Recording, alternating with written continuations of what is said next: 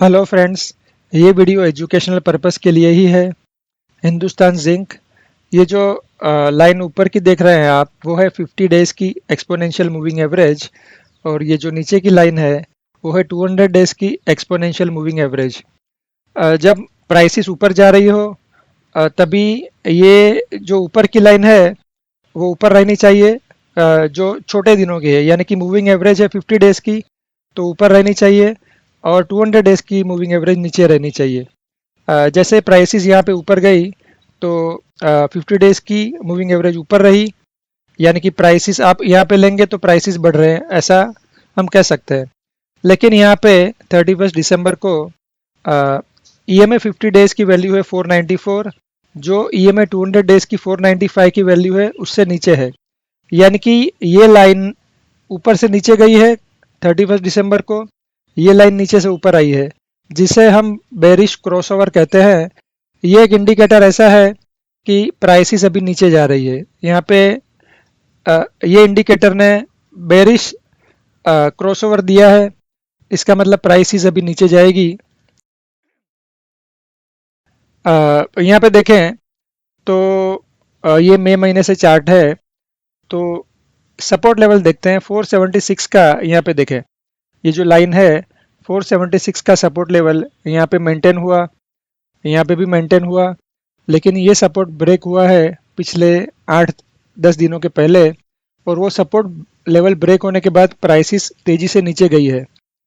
तो ये दूसरा एक इंडिकेटर है कि प्राइसेस नीचे जा रही है, यहाँ पे आप तेजी का सौदा ना करें।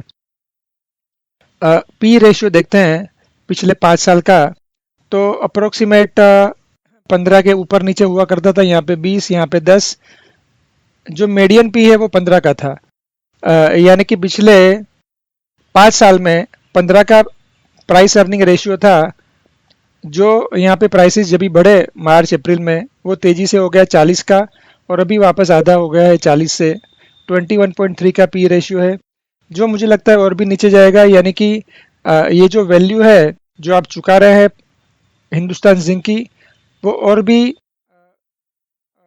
वैल्यू डील हो जाएगी, यानी कि प्राइसेस और भी नीचे जाएगी, और पी रेशियो 20 के नीचे आने की पूरी संभावना है। देखिए, stock P ratio 21.3, dividend yield 6.53 है, यानी कि आप 100 रुपये का शेयर ले रहे हैं।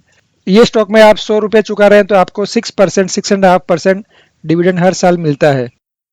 यानी कि एक डिविडेंड का अच्छा प्ले है यहाँ पे। और ये देखिए, Hindustan zinc is a zinc lead and silver business in world second.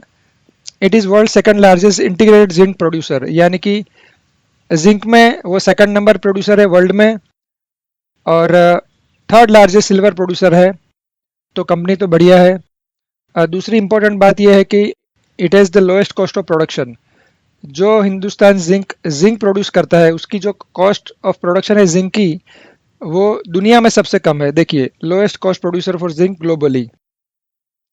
और पिछले 12 क्वार्टर की बात करें, यानी कि पिछले 3 साल में, तो सबसे कम कॉस्ट रही है Q4 FY24। तो इस शेयर में आप ध्यान बनाए रखें, नीचे के प्राइसेस में मिलने की पूरी संभावना है, जहाँ पे आपको एक वैल्यू डील मिल सकती है। शेयर करें, लाइक करें, सब्सक्राइब करें। Thank you.